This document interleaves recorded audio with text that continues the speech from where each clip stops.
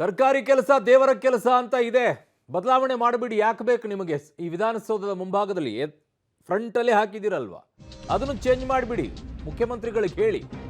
ಕುವೆಂಪು ಅವರ ಸಾಲಿಗೆ ಮೊರಾರ್ಜಿ ದೇಸಾಯಿ ಶಾಲೆಗಳಲ್ಲಿ ಈಗ ಕೋಕ್ ಕೊಡಲಾಗಿದೆ. ರಾಜ್ಯದ 833 ಶಾಲೆಗಳಲ್ಲೂ ಬದಲಾವಣೆಗೆ ಮೌಖಿಕ ಆದೇಶ ಅಂತ. ಸರ್ಕಾರದ ಅಧಿಕೃತ ಆದೇಶ ಇಲ್ಲದಿದ್ದರೂ ಹೊಸ ಬರಹ.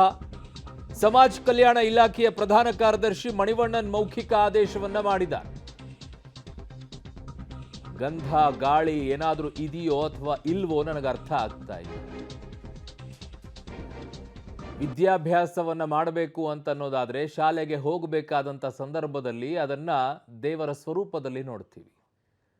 ಅಲ್ಲಿ ಯಾಕೆ ಹಾಕಿದ್ದಾರೆ ಕೈ ಮುಗಿದು ಒಳಗೆ ಬಾ ಅಂತಂದ್ರೆ ಅಲ್ಲಿ ಗೌರವ ಇರಬೇಕು, ಅಲ್ಲಿ ವಿದ್ಯೆಯ ಬಗ್ಗೆ ಶ್ರದ್ಧೆ ಇರಬೇಕು, ಅದಕ್ಕೆ ತಲೆ ಬಾಗಬೇಕು ಅನ್ನುವಂಥ ಉದ್ದೇಶ.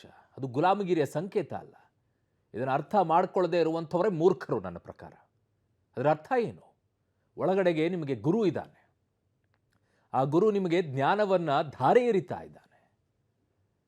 ಧಾರೆ ಇರುವಂಥ ಗುರುಗಳಿಗೆ ನೀನು ಶಿರಬಾಗಿ ತಲೆಬಾಗಿ ಗೌರವದಿಂದ ಸ್ವೀಕರಿಸು, ಗೌರವವನ್ನು ನೀಡು ಅನ್ನೋ ದೃಷ್ಟಿಯಿಂದ ಅದು. ನನ್ನ ಸಹೋದ್ಯೋಗಿ ಶ್ರೀನಿವಾಸ್ ರಾವ್ ದಳ್ವೆ ನನ್ನ ಸಂಪರ್ಕಕ್ಕೆ ಸಿಗ್ತಾ ಇದ್ದಾರೆ. ಶ್ರೀನಿವಾಸ, ತಳ ಬುಡ ಗೊತ್ತೇ ಇಲ್ಲದೆ ಇರುವಂಥವರೇ ಈ ಬದಲಾವಣೆ ಮಾಡಕ್ ಸಾಧ್ಯ ಅಂತ ಕಾಣಿಸುತ್ತೆ ಅಲ್ವಾ ಶ್ರೀನಿವಾಸ್?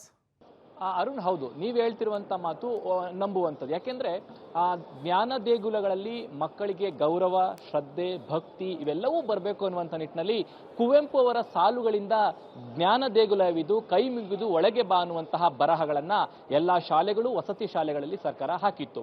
ಆದರೆ ಈಗ ಇತ್ತೀಚಿನ ದಿನಗಳಲ್ಲಿ ಆ ಸಮಾಜ ಕಲ್ಯಾಣ ಇಲಾಖೆಯ ಪ್ರಧಾನ ಕಾರ್ಯದರ್ಶಿ ಮಣಿವಣ್ಣನ್ ಅವರ ಒಂದಿಷ್ಟು ಗೊಂದಲಗಳಿಂದ ಈ ರೀತಿಯಾದಂತಹ ವಾತಾವರಣಗಳು ಸೃಷ್ಟಿಯಾಗಿದ್ದಾವೆ.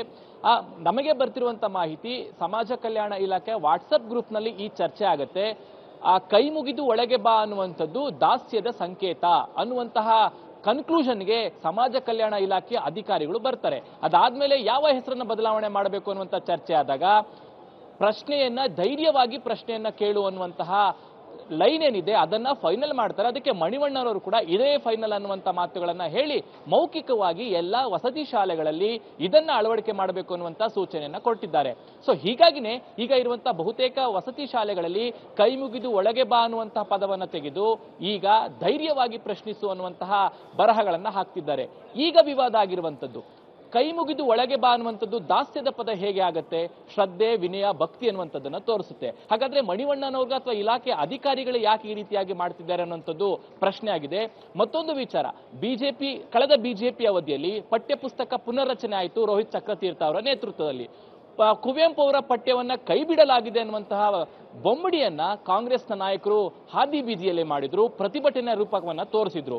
ಆಗ ಕುವೆಂಪು ಅವರಿಗೆ ಅವಮಾನ ಮಾಡಲಾಗ್ತಿದೆ, ಕುವೆಂಪು ಪಠ್ಯಗಳನ್ನ ಕೈ ಬಿಟ್ಟಿದ್ದಾರೆ ಅನ್ನುವಂಥ ಮಾತುಗಳನ್ನ ಕಾಂಗ್ರೆಸ್ ನಾಯಕರು ಹೇಳಿದ್ರು. ಆದ್ರೆ ಇವತ್ತು ಮಾಡ್ತಿರೋದೇನು? ಸರ್ಕಾರ ಬಂದಂತ ಸಂದರ್ಭದಲ್ಲಿ ಕುವೆಂಪು ಅವರ ಸಾಲುಗಳನ್ನೇ ತೆಗೆದಿದ್ದಾರೆ. ಹಾಗಾದ್ರೆ ಯಾರು ಕುವೆಂಪು ವಿರೋಧಿಗಳು ಅನ್ನುವಂಥದ್ದನ್ನು ಪ್ರಶ್ನೆ ಮಾಡ್ಕೊಳ್ಬೇಕಾಗುತ್ತೆ ಅರುಣ್. ಆದ್ರೆ ಮಕ್ಕಳ ವಿಚಾರದಲ್ಲಿ, ಶಾಲೆಗಳ ವಿಚಾರದಲ್ಲಿ, ವಸತಿ ಶಾಲೆಗಳ ವಿಚಾರದಲ್ಲಿ ಈ ರೀತಿಯಾದಂತಹ ರಾಜಕೀಯ ಎಷ್ಟರ ಮಟ್ಟಿಗೆ ಸರಿ? ಪ್ರಶ್ನೆ ಕೇಳುವಂತ ಧೈರ್ಯವಾಗಿ ಕೇಳಿ ಅನ್ನುವಂಥ ತಪ್ಪಲ್ಲ, ಆದ್ರೆ ಶಾಲೆಗಳಲ್ಲಿ ಯಾರು ಕೇಳೋದೇ ಇಲ್ವಾ? ಆದ್ರೆ ಭಕ್ತಿ ಭಾವ, ಗೌರವ ಬರಬೇಕು ಅನ್ನುವಂಥ ನಿಟ್ಟಿನಲ್ಲಿ ಕುವೆಂಪು ಅವರ ಸುಂದರವಾದಂತಹ ಸಾಲುಗಳನ್ನ ಎಲ್ಲಾ ಶಿಕ್ಷಣ ಸಂಸ್ಥೆಗಳಲ್ಲಿ, ವಸತಿ ಶಾಲೆಗಳಲ್ಲಿ ಹಾಕಿರುವಂತದ್ದು. ಈಗ ರಾಜಕೀಯವಾಗಿಯೋ ಅಥವಾ ಬೇರೆ ಉದ್ದೇಶಕ್ಕಾಗಿಯೋ ದಾಸ್ಯದ ಪದ ಅನ್ನುವಂಥ ಕಾರಣಕ್ಕೆ ಈಗ ಪದವನ್ನ ಸೇರ್ಪಡೆ ಮಾಡೋದು ಎಷ್ಟರ ಮಟ್ಟಿಗೆ ಸರಿ ಅನ್ನುವಂಥದ್ದು ಉಲ್ಲೇಖ ಒಂದು. ಮತ್ತೆ ಇತ್ತೀಚೆಗೆ ಹಬ್ಬಗಳನ್ನ ಆಚರಣೆ ಮಾಡಬಾರದು ಅನ್ನುವಂತಹ ಸುತ್ತೋಲೆಗಳನ್ನು ಹೊರಡಿಸಿದ್ರು. ಸೊ ಆ ವಿವಾದದ ಬಳಿಕ ಮತ್ತೊಂದು ವಿವಾದವನ್ನ ಸಮಾಜ ಕಲ್ಯಾಣ ಇಲಾಖೆ ಮಾಡಿಕೊಂಡಿದೆ. ಎಲ್ಲ ಒಂದ್ ಕಡೆ ಇದು ಶಿಕ್ಷಣ ವ್ಯವಸ್ಥೆಯನ್ನ ಹಾಳು ಮಾಡಿಕೊಳ್ಳುವಂತ ನಿಟ್ಟಿನಲ್ಲಿ ಈ ರೀತಿಯಾದಂತಹ ಆದೇಶಗಳು ಅಥವಾ ಮೌಖಿಕ ಆದೇಶಗಳು ದೊಡ್ಡ ಮಟ್ಟದಲ್ಲಿ ಶಿಕ್ಷಣ ಎಜುಕೇಶನ್ಗೆ ಪೆಟ್ಟು ಕೊಡುತ್ತೆ ಅನ್ನುವಂಥದ್ದು ಸತ್ಯ ಅರುಣ್. ಸರ್ಕಾರ ಏನ್ ಮಾಡಕ್ ಹೊರಟಿದೆ ಅಂತ ಅರ್ಥ ಆಗ್ತಾ ಇಲ್ಲ. ನಿಮ್ದು ಏನ್ ಕೆಲಸ ಇದೆ ಅದನ್ನ ಮಾಡ್ಕೊಳ್ಳಿ. ಶಾಲೆಗಳ ಮಕ್ಕಳ ವಿಚಾರದಲ್ಲಿ ಆಟ ಆಡಕ್ ಹೋಗ್ಬೇಡಿ.